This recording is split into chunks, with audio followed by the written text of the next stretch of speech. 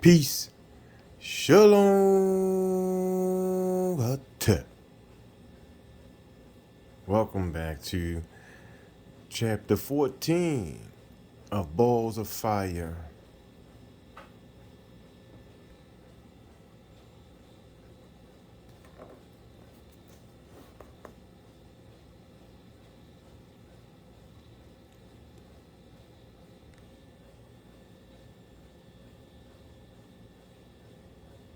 Don't forget to screenshot if you'd like to read along with me.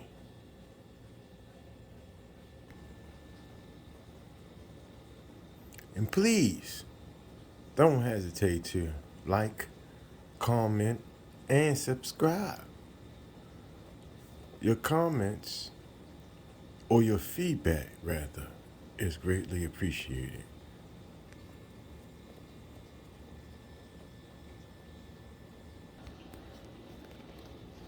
Costello. I throw the ball to who?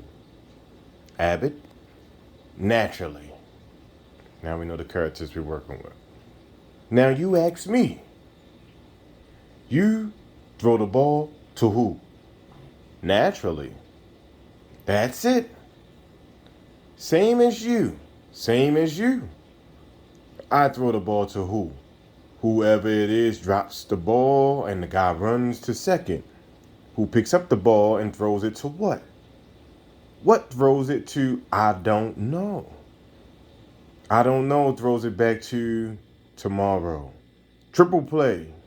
Another guy gets up and hits a long fly ball to because. Why? I don't know. He's on third and I don't give a darn. What? I said I don't give a darn. Oh, that's our shortstop. Bud Abbott and Lou Costello from their baseball comedy act. Baseball Diamond 4, home plate, Magnum Mysterium. We shall have to find the best means to approach the action of chance to describe the symmetry breaking generalized catastrophes to formalize the unformalizable.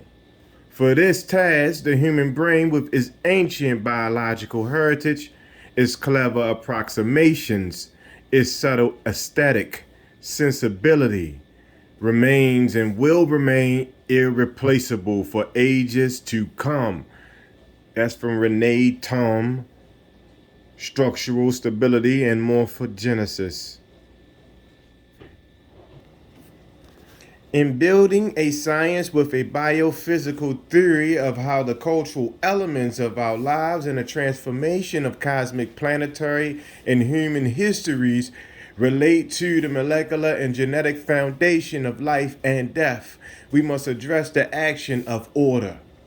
Can we identify ordered, evolutionary, stable strategies for species emergence that is law-like patterns controlling human life and death? To begin to answer this question, we must again consider that a very restricted set of biological signals and protein functions have been used in evolution to generate our complex lives. This restricted set of biological signs and protein functions is described in ancient Egyptian texts as viral morphogenesis along the ancient glycosis pathway. In support, Egyptian science mirrors religious themes found in many mythologies and religions, especially early contemporary Christianity. At home plate, we will examine the diamond heart view, supported by the Isis thesis interpretation that Christ is a sign of virus, versus the thunderhead view, supported by Christianity that Christ is a real material person in history. The Isis thesis interpretation of ancient Egyptian texts recognizes ritualistic Christianity as a reflective mirror of law-like patterns of speciations and extinction determined by the ancient gene expression network of phage lambda. In turn, Christianity has always recognized ancient Egypt as the repository of polytheistic pagan ritual. However, as shown, the amazing similarities between Christian dogma slash ritual and Egyptian literature slash ritual exists, but it was never clearly linked because the ancient Egyptian hieroglyphs were not decoded until 1822 by Jean Francis Champollion. Also, many Egyptian monuments may not have been excavated or examined in early history. So, today, through the lens of modern science and archaeological excavations, one can see that the Egyptian signs explain horizontal gene transfer, as well as virolytic replication, that is, the cloning of DNA for the Egyptian goal of becoming a quasi hybrid being described as a morning star or crystallized mind in the early cosmos. The difference between 21st century scientific knowledge and the Egyptian science is that the ancient texts claim the exchange of DNA is between a human and a virus at human death, a horizontal gene transfer expanding our potential to exist in a quantum environment where space has an edge and time is lengthened. Accordingly, when biological elements such as DNA naturally escape the human body at death, Egyptian hieroglyphs, literature, and artwork support HGT is a potential evolutionary option if one understands the signs of the gene expression network for the lytic replication cycle. The text advised the deceased to merge with the sun god or absorb the energy of light, self-assembly, and hydrogen driving force, the initial sign for HGT meditated by the virus such as phage lambda. Remember, using the hydrogen atom, Bohr postulated that the angular momentum or spin of the electron can only have discrete values and that electrons could jump from one orbit to the nucleus by emitting energy in fixed quanta or jump to a larger orbit by absorbing energy in fixed quanta. The key is absorbing the energy of sunlight. Sidebar, and this is what makes melanin pertinent. Yes. Yes, yes, yes. This is what makes it pertinent. Back in. What is interesting is that the lifestyles of the very abundant, helpful planetary virus lambda model religious themes such as the dying slash rising god, the cross, the virgin, birth, the brother rivalry, the great flood, and so on, pointing to the microbiology as the origin of religious ideas. In addition, ancient religious signs such as the Star of David, the cross of Swastika, the Ankh, and the Ouroboros match DNA and protein formations found in genetic switch of phage lambda. Unexpectedly, many major ancient signs are observable in one specific microbiological process involving human viral and bacterial DNA, supporting the evolutionary message of HGT and a transformation for humans' DNA at a death transition. Put simply, the many redeemer gods of various religions model the activities of the lambdoid creative virus. As playwright Antonion Artaud said, laugh if you like, what has been called microbes is God. This sharply conflicts with the Christian viewpoint to be reviewed, but it offers a new picture of the world that works with the massive microbial heritage in our human genome and microbiome. After all, microbes have made us who we are, and our cells carry their ancient gene expression network for transformation. Although many Egyptologists dismiss the funerary corpus as confusing, unintelligible, and primitive, the texts have scientific and evolutionary value while explaining the natural laws transforming of DNA.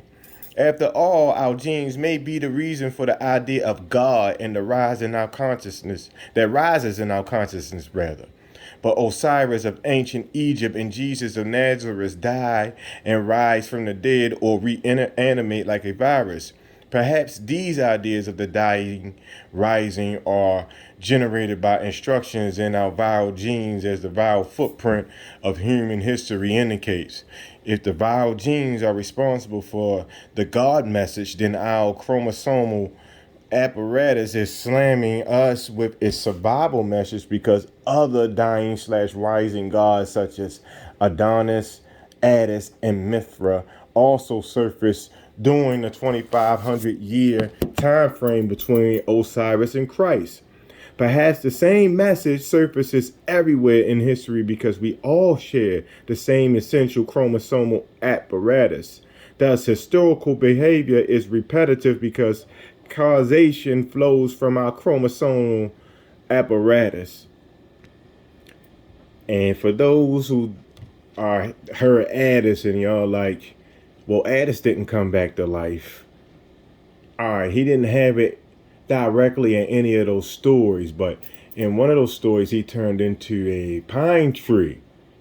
And that just made me think of the pineal gland, and that being connected, of course, to the non-physical world. So that again, dropping the lower power centers, and then which is ruled by the animalistic nature of, the earthly man, and turning to the pine tree was the symbol of dying and killing off the new man and becoming new as a tree in the pineal gland. All right, back to it. And this seems reasonable to assume that the idea of the dying rising God from the gene bears an important survival message for us, because it keeps cropping up in historical human consciousness as a sign of life and DNA immortalization. Since the genes are sending out consciousness this God message, it seems that both the genes and the consciousness are necessary for immortality to occur. This suggests that our consciousness may be innate to our genes, or that our chromosomal apparatus is semi-conscious, as ancient researchers suggest. See Chapter 18. This seems to be the most economical theory to fit the facts. Therefore, it may be worth thinking about the nature of our viral DNA to understand the meaning of the God message rising in human consciousness, since what humans feel as a profound mystical inner experience of God within their souls may actually be the awareness of non-conscious origin of our intentionality slash a bacterial virus. But now the question is, if the idea of the dying rising God is our consciousness, is intrinsic in our genes and due to the massive amount of microbial DNA in our bodies, then our idea of God may model the activities of some type of dying rising microbe. This brings us to the ISIS thesis, the microbial hypothesis that ancient Egyptian deities represent bacterial and viral proteins and genes, specifically those of phage lambda. The dying slash rising deity Osiris is the sign of the complex bacterial virus lambda that invades a bacterial host cell and goes dormant on the bacterial DNA chromosome. To enter its special dormant chamber in the bacterial cell's chromosome, the virus becomes attached at 4 sites by the means of a DNA protein cross called a holiday junction. Y'all remember that from the ISIS thesis. Here it lies on the host cell DNA.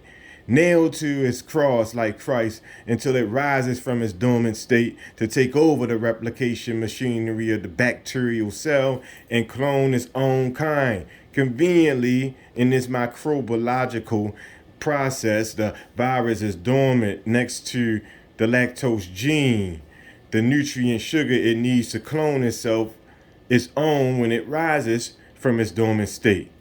The nutrient lactose gene are tied off by the lac repressor protein, which loops the DNA into the shape of the Egyptian ankh. Activated by the emission of light and assisted by proteins, the virus then detaches from its DNA cross, uses the lactose nutrient next door, and clones itself, what can be compared to a virgin birth. The ISIS thesis proposes that ISIS is the sign for necessary lactose metabolism. So we have a dying/rising God on a DNA cross, a virgin birth of clones from a nutrient sugar and some very ancient signs, the cross, the ankh, and the coming of the light or sun god. This natural process happens within ourselves in the ancient glycolysis fermentation gene expression network. Over 870 signs in the major corpus of ancient Egyptian texts extending over 2,000 years of Egyptian history support the interpretation describing a specific chemical path for morphogenesis, as does additional research on early China, the 17th century, Navajo Indians, and many other historical individuals. So it may be that we have modeled our idea of God on the dying/rising lifestyles of complex virus known as a bacteriophage lambda.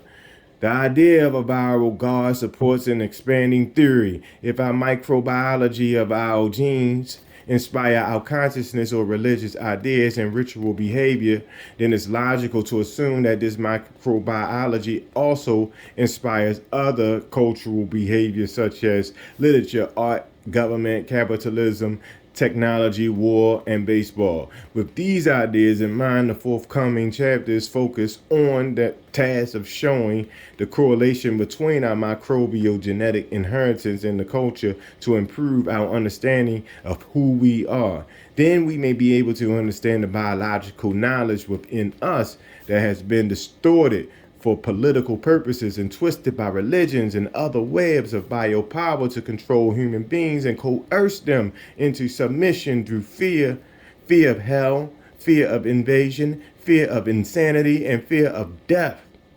Therefore, theory will analyze power mechanisms to build a new politics of truth for human consciousness based on knowledge. The force of knowledge can crush the grip of biopower or the powers controlling our lives with misinformation about simple gene expression patterns and biological mechanisms that influence our cultural behavior. With this knowledge, perhaps we can humanize our viral behavior to eliminate war, genocide, rivalry. When we return, my friends, we will be on pregame on chapter 15, manager, coach, and umpire selections for the game of the centuries. Thank y'all for coming out. God bless you. Good night. You heard?